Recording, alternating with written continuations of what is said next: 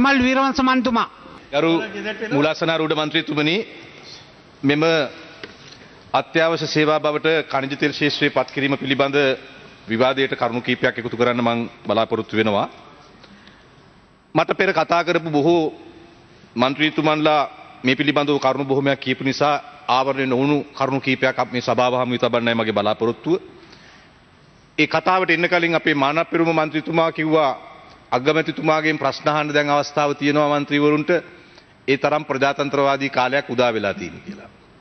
අගමැතිතුමාගෙන් ප්‍රශ්න 4-5ක් අහන්න පාර්ලිමේන්තුවේ අවස්ථාව ලැබුණට මම දන්නවා එක්සත් ජාතික පක්ෂයේ ආණ්ඩුවේ ඉන්න මන්ත්‍රීවරුන්ට අගමැතිතුමාට එක ප්‍රශ්නයක්වත් ඉදිරිපත් කරන්න බැරුව මොනතරම් අසරණ වෙලා ඉන්නවද කියලා. ඒ නිසා මේ ප්‍රජාතන්ත්‍රවාදය ගැන කතා කරන්න අවශ්‍ය වෙන්නේ නැහැ. ගරු මුලාසනාරූඪ මන්ත්‍රීතුමනි, අපි මේ කතා කරන්නේ හුදු මේ ඛනිජ තෙල් සේවකයන්ගේ හුදු සටනක් විතරක් ගැන නෙවෙයි. ඒ අය සටන් කළේ වැටුප් වැඩි කරන්න ඉල්ලලා නෙවෙයි. ඒ අය සටන් කළේ Tamanට මොන හරි වෘත්තීය වරප්‍රසාදයක් ඉල්ලලා නෙවෙයි. ඒ අය සටන් කළේ ගරු මුලාසනාරූඪ මන්ත්‍රීතුමනි, හම්බන්තොට වරාය විකිණීමත් එක්ක ඒකේ තෙල් පිරිපහදුවක් සම්පූර්ණයෙන් චීනයට අයිති වෙනවා. ඒ වැරද්ද නිවැරදි කරන්නයි කියලා ඒගොල්ලෝ සටන් කළේ.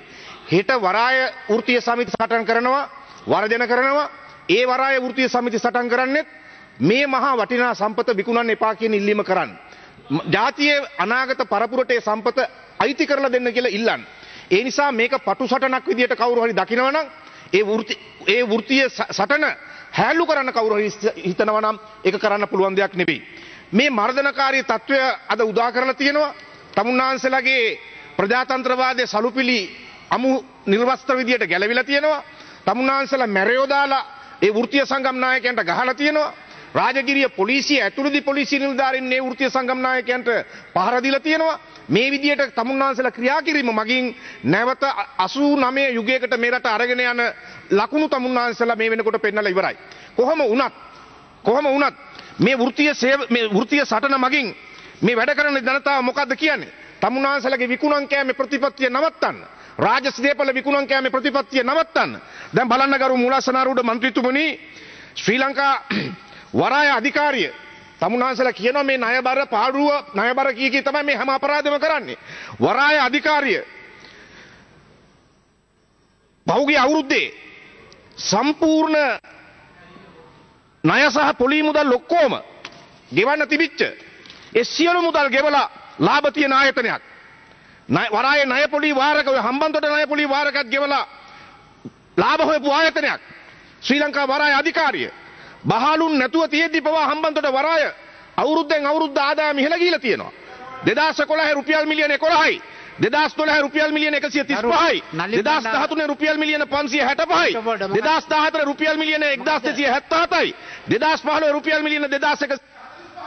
ගරු මූලාසන මන්ත්‍රීතුමනි, 2015 රුපියල් බිලියන 47.8ක් හම්බන්තොට වරාය පාඩුයි.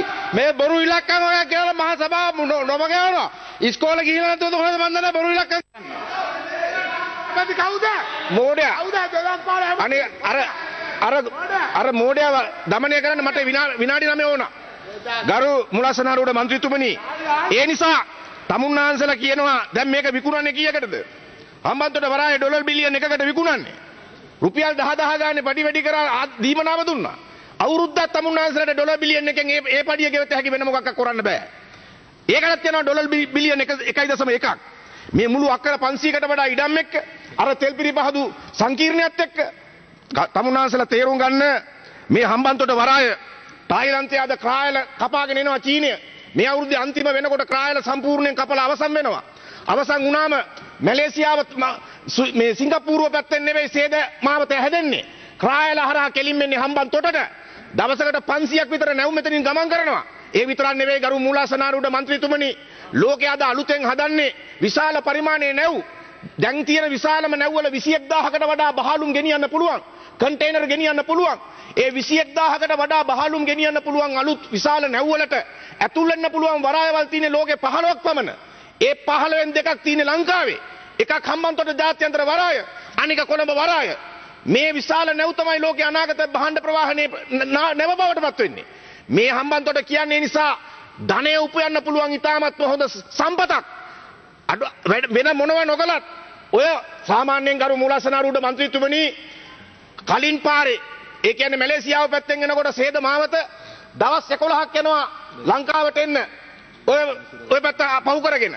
දැන් මේ කායල කැපුවම දවස් 9න් එනවා. සාමාන්‍යයෙන් නැවක තෙල් තියෙන්නේ දවස් 10කට සරලන ප්‍රමාණයකට. දවස් 9න් අපි හම්බන්තොට පැත්තට මේ නැව එනකොට අනිවාර්යෙන් තෙල් ගහන්න ඕන වෙනවා.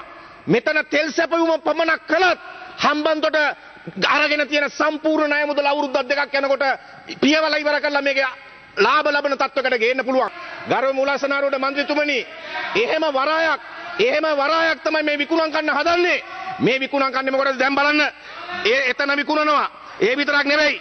එතන විකුණනවා. ඒ ඊළඟට දැන් ඔන්න අද දාලා තියෙනවා යෝජනාවේ අද අස්සම් කරනවා හෙට අස්සම් කරනවා මහයිලුප්පල්ලම ශ්‍රේෂ්ඨ භෝග පර්යේෂණ ආයතනය ඉඩම් සමග දෙනවා බංග්ලාදේශයේ සමාගමකට.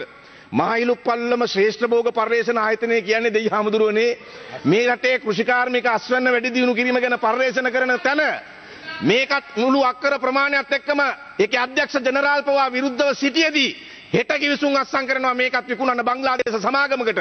බංග්ලාදේශ සමාගමක් කියන්නේ මොන තත්ත්වයේ සමාගමක්ද කියලා අපිට තේරුම් ගන්න පුළුවන්.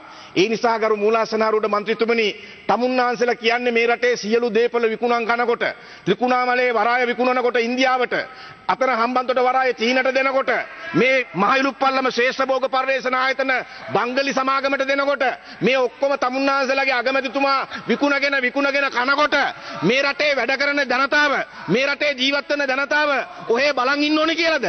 ඔහේ බලන් ඉන්න පුළුවන් තමුන්නාන්සලව ජනවාරියට ගේන කරගහපු අයට, ඒ වෙනුවෙන් මුට්ටි අල්ලපු අයට, ඒ වෙනුවෙන් වට්ටි අල්ලපු අයට, ඒ අයට නම් එහෙම ඉන්න පුළුවන් ඇති. අපට එහෙම ඉන්න පුළුවන් කමකුත් නැහැ, ඕනකමකුත් නැහැ. වැඩ කරන ජනතාවට, මේ රටේ වැඩ කරන ජනතාවට සාධාරණ අයිතියක් තියෙනවා. මේ රටේ වැඩ කරන ජනතාවට සාධාරණ අයිතියක් තියෙනවා. මේ සම්පත් ආරක්ෂා කරන්න තමුන්ගේ වෘත්තීය සමිති ක්‍රියාමාර්ග ගන්න. ඒ වෘත්තීය සමිති සටන් වලට තමුන්නාන්සලා උත්තර දෙන්නේ කොහොමද? අද වෘත්තීය සමිති සටන් වලට උත්තර දෙන්නේ කොහොමද? අත්‍යවශ්‍ය සේවාවක් කිරීම වෙන කාරණයක්. හමුදාවේගේ පාලනය අතට ගැනීම වෙන කාරණයක්. ඒ සේවකයෝ ඔක්කොම ටික එළියට දාලා පාරේ ඉන්න සලස්වලා මැරයෝ ගෙනල්ලා, මරික්කාරගේ මැරයෝ ගෙනල්ලා නිකන් නෙවෙයි උන්ට කුඩු පැකට් එකක් දුන්නා, අතට පොල්ල දුන්නා, උඩුයි පොළුයි සල්ලි දුන්නේ. මහජන නැගිටීමල්ලු මට මතක් වෙනවා ප්‍රේමදාස ජනාධිපතිතුමාගේ කාලේ පිටකටුව ස්ටේෂන් එක ගාව මාධ්‍යවේදීන්ට පහර දීලා මහජනතාව කුපිත වෙලා ගැහුවයි කියලා කිව්වා. ඒ වගේ විකාර කතා තමයි තමුන්නාන්සලාද කියන්නේ. ඒ නිසා මේ ප්‍රජාතන්ත්‍ර විරෝධී මැර භාවිතාව වැඩි කල් යන්නට කලින් මේ රටේ පොදු ජනතාව තුරන් කරනවා.